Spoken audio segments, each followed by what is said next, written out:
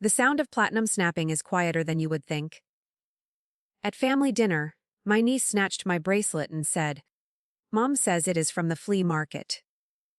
Then she broke the clasp. Madison did not even look at me. She was live streaming for her followers. She yanked the metal until the safety chain sheared off. 80 years of history clattered onto the patio stones like spent shell casings.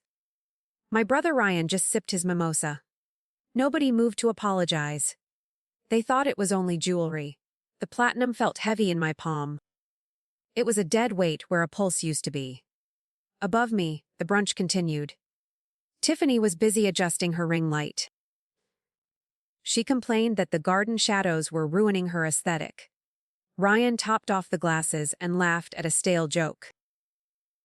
He played the part of a provider in a house he could not afford. This entire property was a stage set funded by my secret transfers. They saw me as a boring appliance. I stood up and slid the broken metal into my pocket. I did not scream or flip the table. The woman standing on that patio felt a cold and clinical clarity. For years, I had asked why I stayed. I paid their property taxes and covered their emergency vacations. I secretly wired $60,000 a year to the conservatory for Madison. I called it kindness. Looking at Tiffany editing the footage of my humiliation, I realized the truth. I was just a resource. I walked through the sliding glass doors and past the kitchen island. Unpaid bills were hidden in a drawer. I got into my car and closed the door gently. The silence inside was heavy. It was the sound of a contract finally expiring. The drive home was a blur of asphalt and adrenaline. I drove with the precision of someone holding a detonator. When I walked into my apartment, it smelled of lemon polish. My hands were steady as I opened my laptop. I logged into the banking portal and opened a spreadsheet. I called it the Ledger of Ghosts. The numbers were staggering. Ryan and Tiffany walked around like royalty, while judging my sensible clothes. Their kingdom was built on a foundation of my hidden labor. Real power is not about what you spend. It is about what you control. I navigated to the active scholarships page. There it was. The Madison grant was fully funded by me. They never once asked where it originated. That night, I canceled her $60,000 music conservatory tuition, permanently. My finger hovered over the trackpad without a hint of guilt. I clicked the button and watched the status turn to inactive. The confirmation box warned me that the action was immediate. I sat back and took a slow sip of hot tea. The silence in the apartment was no longer lonely. It was expensive. I looked at the broken bracelet on my desk. The bill had finally come due. The morning sun hit my desk with a cruel precision. My phone stayed face down, while the first wave of silence broke. I spent the early hours sorting archival slides of the conservatory founder. Every image of his face reminded me of the broken platinum in my pocket. At 9 o'clock, the device buzzed against the wood. It was Tiffany. I let it ring until the very last second. She never called me on a busy Monday morning. "Michaela, thank God you picked up." Tiffany screamed. Her voice was thin and shrill through the speaker. She did not ask how I was. She did not mention the bracelet. "We have a massive crisis at the school. Ryan just got a call from the bursar. They are saying Madison's tuition payment bounced." I leaned back and watched a dust mote drift. I knew the exact moment the school's automated system hit her inbox. The panic was finally real. Tiffany continued to rant about technical glitches and bank incompetence. She demanded I use my professional voice to call the board. She assumed I was a clerical wizard who could fix their messy lives. I gripped the edge of my desk. "I cannot call them, Tiffany," I said. My voice was a flat line. "I am not her legal guardian." She huffed in annoyance. She still did not realize the money was gone. She thought it was air. "Just pretend to be my assistant," she snapped. Her entitlement was a physical weight. "Madison is in rehearsals for the winter showcase. If this is not settled by noon, they will pull her from the stage. Just fix it, Michaela." We do not have time for your drama. I almost laughed at the irony. She was asking the person she mocked to save her daughter's vanity.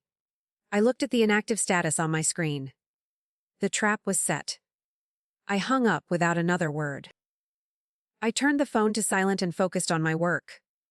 2 hours later, a notification popped up on my desktop. It was a formal email from the Conservatory Board of Directors. They were flagging a donor violation regarding the Madison grant. I had attached the photo of the broken safety chain to my initial withdrawal request. I cited the clause about historical reverence. They were already moving to review her entire enrollment. By mid-afternoon, the denial curdled into a public performance. Tiffany posted a video to her Instagram story. She was crying behind a black and white filter. "Guys, I am literally shaking," she whispered into her phone. Jealous family members are trying to sabotage my daughter's dreams. They hacked the scholarship portal. I watched the play unfold from my quiet office. She was weaponizing her audience because she had no actual solutions left. She wanted a miracle. A text message from Madison flashed on the screen. "Aunt Michaela. Mom says you are being weird. I need a new violin bow for the showcase. Since you broke the vibe, you owe me. The old bracelet was trash. But I want a Cartier one instead. Buy me that, and we are even." I stared at the words. She had lost her future and still expected a gift. Then, I heard a heavy pounding on my front door. The pounding on my door echoed like a drum in the hallway. I checked the peephole and saw Ryan's face, flushed a deep crimson. Tiffany stood behind him with her mascara running in dark streaks. Madison was there too, looking bored and scrolling through her phone. I opened the door but did not step aside. I blocked the entrance with a firm shoulder. "What do you want?" I asked. My voice remained entirely cold and level. Ryan pushed his way into my living room without an invitation. He began pacing the hardwood floors like a caged animal. "We just got a second letter from the board," he shouted. His hands were shaking as he waved a crumpled paper. "They are threatening to expel Madison by Friday, unless we pay $60,000. You have to loan it to us, Michaela. We are family." He looked around my apartment, as if searching for hidden cash. Tiffany sank onto my velvet sofa and buried her face in her hands. "It is an ethical violation," they said. Someone sent them a video of the brunch. She looked up at me with wide, desperate eyes. "Can you believe the cruelty of some people? They want to ruin a child's life over a misunderstanding." I watched her performative grief with a sense of detachment. She still had no idea that I was the one who watched. Madison kicked her shoes off onto my clean rug and sighed. "Just give them the money, Aunt Michaela. It is not like you use it for anything cool." She did not look up from her screen. "Mom says you have a huge savings account because you never go anywhere." I felt the familiar sting of their dismissal. They viewed my life as a stagnant pool they could drain. It was time to show them the ocean. I walked over to my desk and picked up a single sheet of paper. It was the printed confirmation of the funding withdrawal. I held it out toward my brother. "What is this?" Ryan snapped, snatching the page from my hand. He scanned the lines quickly until his eyes stopped at the bottom. His face went instantly pale. "Donor signature, Michaela Vance," he whispered. The room went silent. Even Madison finally dropped her phone to the floor. "I was the anonymous benefactor for 3 years," I said. My voice cut through the air like a razor. "I paid every cent of that tuition while you mocked my shoes and my car." Tiffany gasped and gripped the sofa cushions. "Why would you do this?" she stammered. "Why would you stop now?" I reached into my pocket and pulled out the broken bracelet.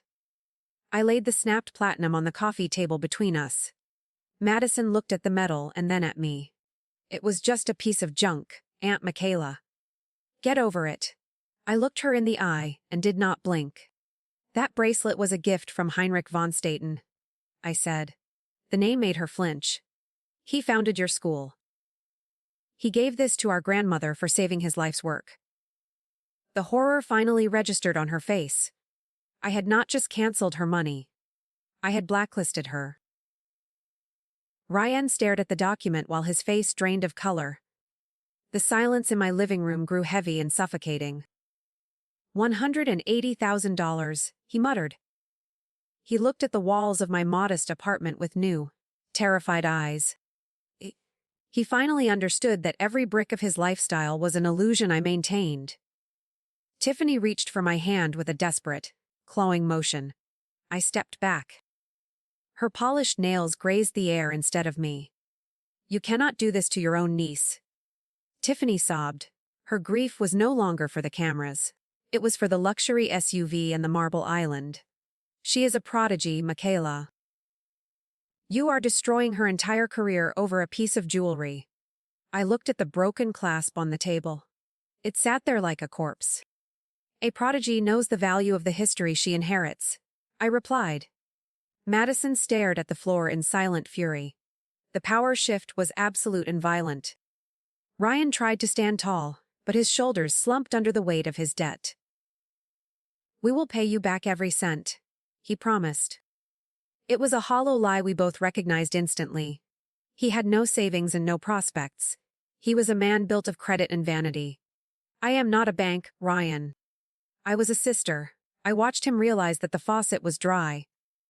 Madison finally looked up from the carpet. Her eyes were red, but her voice was still sharp. "So what? You are just going to let me fail?" She sounded like a spoiled child losing a toy. "I worked hard for those rehearsals." I shook my head slowly. "You worked for the applause, not the music. An artist who mocks the past has no future." She flinched if I had struck her across the face. Tiffany stood up and smoothed her expensive dress. Her eyes narrowed into slits of pure venom. "Fine. If you want to be the villain, we will treat you like one." She pulled out her phone and began recording a new video. "Look at her, everyone. The woman who hates her own family." I did not look away from the lens. I knew the truth was a far more dangerous weapon than her social media followers. I walked to my desk and picked up my own phone. "I already sent the video of the brunch to the board," I said. Tiffany froze mid-sentence. Her screen light flickered against her face. "I also sent the jeweler's report on the von Staten relic." The school board did not care about family drama. They cared about the desecration of their founder's legacy. Tiffany's phone dropped to her side. The performance was over. The stage was collapsing. "I am not the villain, Tiffany. I am the archivist." I walked to the door and held it open for them. The cool evening air rushed inside. "Your tuition is gone.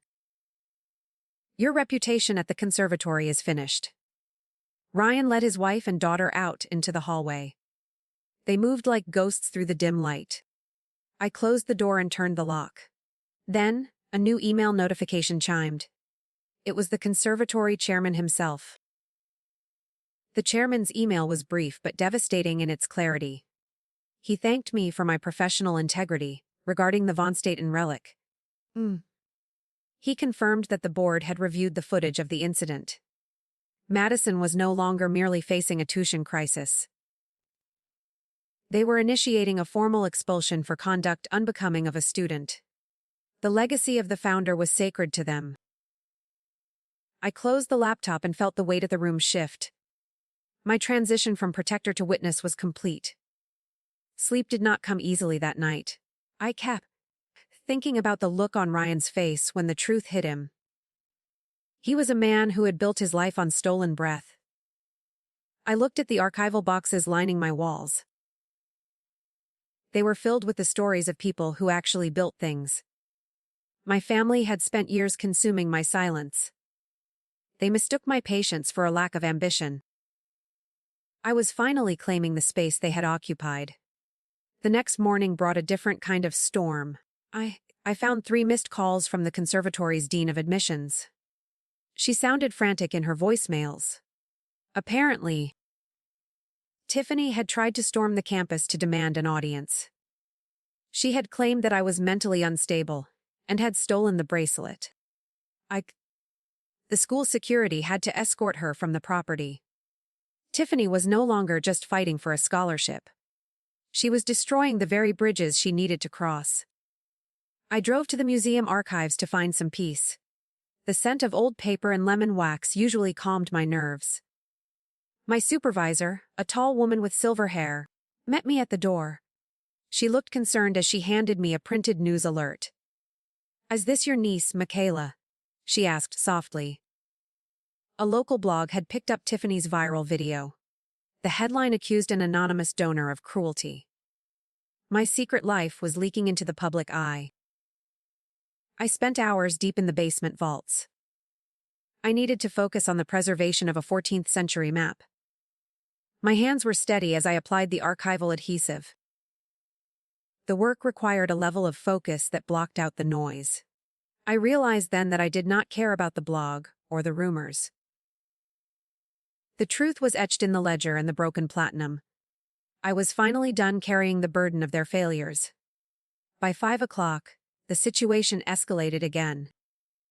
Ryan sent me a picture of a final eviction notice. It was taped to their front door. Without my secret monthly infusions to cover the back rent and legal fees I had been quietly shielding, their house of cards was finally falling. He did not send a message with the photo. The image itself was a desperate plea for a rescue that would never come. I looked at the red text on the paper. I felt a strange sense of detachment.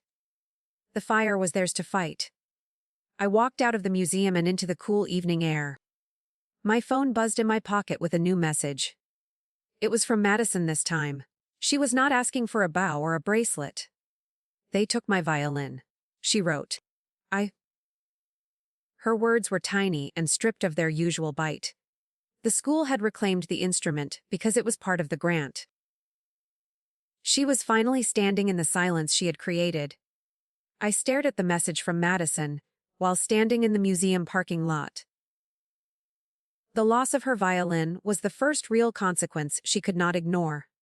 That instrument was a professional tool owned by the Conservatory Trust. Without the scholarship, she was just a girl with empty hands. I felt a fleeting pang of pity, but it vanished quickly. She had treated a masterpiece like a disposable toy. I started my car and drove toward the jeweler. I had a final task to complete today. The shop was quiet when I entered. Mr. Abernathy was waiting for me at the counter. He laid the repaired bracelet on a piece of black velvet. The platinum glowed under the focused halogen lights. He had fused the safety chain back together with incredible skill. However, a thin silver scar remained where the metal had snapped. It was a permanent reminder of the violence it had endured. "It is finished," he said softly. I touched the cold platinum and felt a strange sense of relief. "The scar makes it honest," I told him. He nodded and adjusted his spectacles. He understood the value of things that survive. I paid the bill and slipped the bracelet onto my wrist. It felt heavier than before. It was no longer a hidden secret in my pocket. It was a badge of my own resilience. I walked out into the twilight with my head held high. I was headed to the conservatory for a final meeting. The board had requested a formal statement from me. The administrative building was an architectural marvel of stone and glass. I walked past the statue of von Staten in the courtyard. I noticed a small group of students, whispering near the fountain. They were likely discussing the scandal that had rocked their department. I entered the boardroom where 5 officials sat in silence. They looked wary from the public relations nightmare Tiffany had created. The chairman gestured for me to take a seat at the head of the table. I was the person in charge. "We have received a legal threat from your brother's attorney," the chairman began. He looked at me with a mix of curiosity and respect. "They claim you are withholding funds that were promised." I opened my leather portfolio and pulled out the original grant contract. I pointed to the fine print regarding donor autonomy. "The money was a gift, not a debt," I said. and gifts can be revoked when the spirit of the agreement is broken. They all leaned in to read the specific text. The room remained silent for a long moment. One of the women on the board sighed and closed her eyes. Her mother's behavior at the gates yesterday did not help her case, she admitted. We cannot have that kind of chaos associated with our legacy. I realized then that my family had done my work for me. Their frantic entitlement had proven every point I made in my letter. They were a liability to a world that demanded discipline. I felt the last cord of guilt snap inside me. The meeting ended with a formal vote to finalize the expulsion.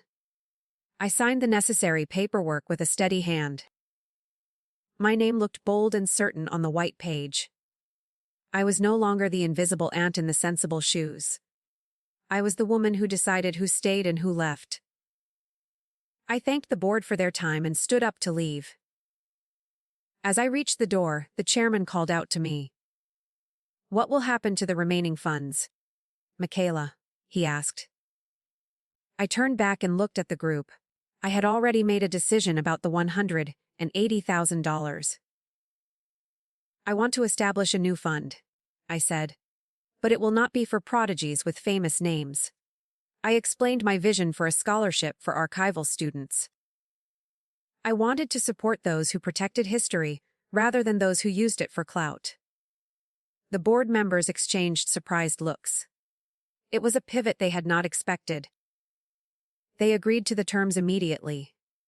I walked back out to the courtyard feeling light. The evening air was crisp and smelled of rain.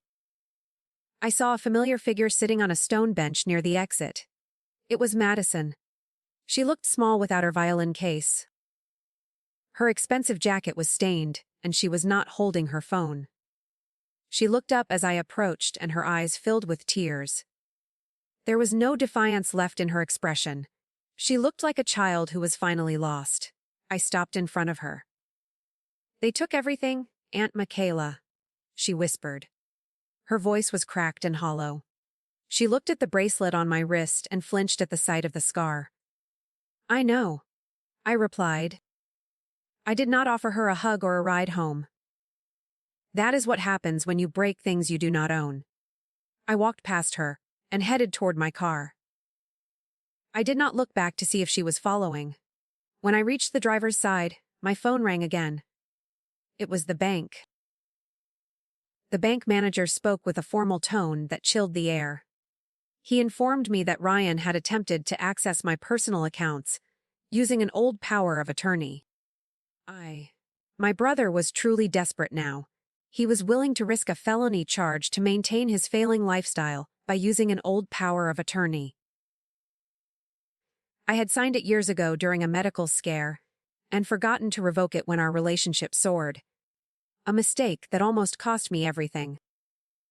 I felt a surge of cold fury tighten my chest. He was not just a leech anymore. He had become a legitimate threat to my security. I drove straight to my lawyer's office in the city center. The city lights blurred into long streaks of neon and rain. I needed to revoke that legal document immediately before Ryan could do real damage.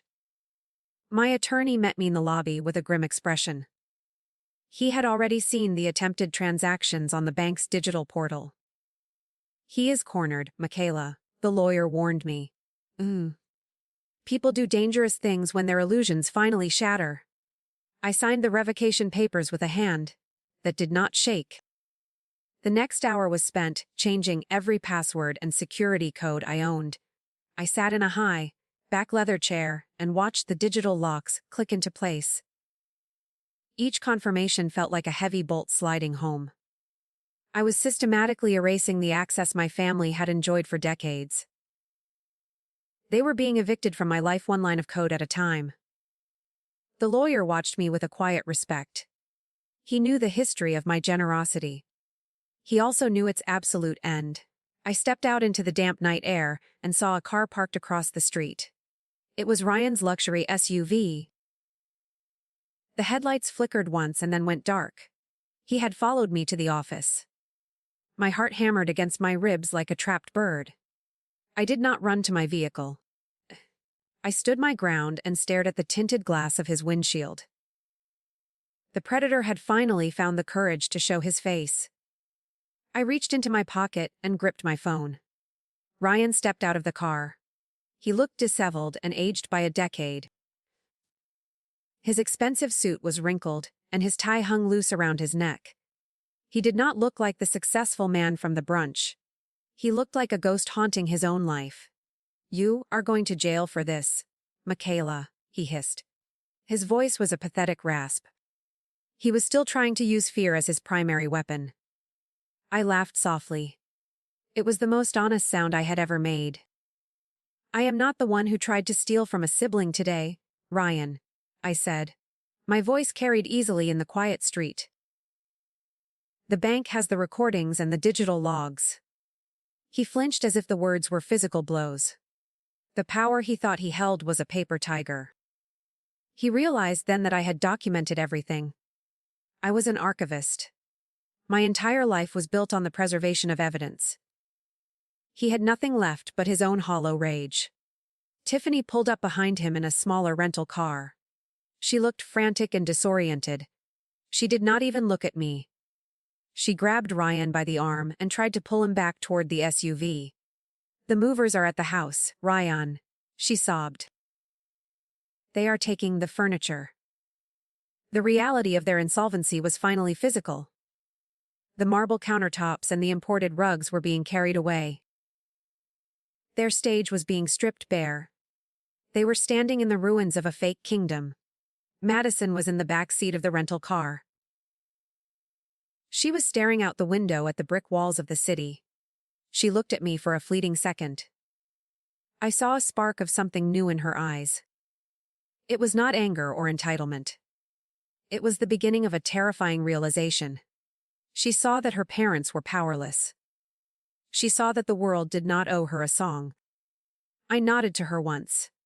It was a silent acknowledgement of the hard road ahead. Ryan and Tiffany drove away into the shadows. I stood on the sidewalk and watched their taillights vanish. The silence that followed was absolute and pure. I looked at the repaired bracelet on my wrist. The silver scar caught the light of a nearby street lamp. I realized then that I had not just saved my money. I had saved my soul from a slow and quiet death. I turned and walked toward my car. My phone buzzed with a message from an unknown number. The message was from the board chairman at the music conservatory. He informed me that Madison had returned her high-end rental violin voluntarily. She did not fight the security guards or let her mother interfere. This small act of grace was the first sign of a changing heart. I sat in my car and watched the rain wash the street. The lie of my secret martyrdom was finally dead. I felt a strange peace settle over my tired shoulders. The war was over. I returned to my apartment and locked the door behind me. The rooms felt different now that the financial tethers were cut. My living space was no longer a staging ground for family bailouts. I walked to the kitchen and made a cup of dark tea. The steam rose in the quiet air of the evening. I was no longer the aunt who paid for everything. I was just Michaela. The realization was more intoxicating than any vintage wine or expensive gift. My phone buzzed one last time on the granite counter. It was a photo from a mutual friend of the family. Ryan and Tiffany were standing in a small rental apartment. The walls were bare and the floor was covered in cheap linoleum. They looked small and ordinary without imported marble and luxury SUVs. The performance had officially ended for the public. They were finally living the life they could actually afford. I deleted the photo and turned the screen off. I looked at the archival boxes stacked against my living room wall. They contained the history of people who survived much worse than social embarrassment. I realized that I had been an enabler of their shallow vanity. By paying their bills, I had stunted their growth. I was not being noble by staying silent. I was being a coward. Now, they finally had the chance to become real people.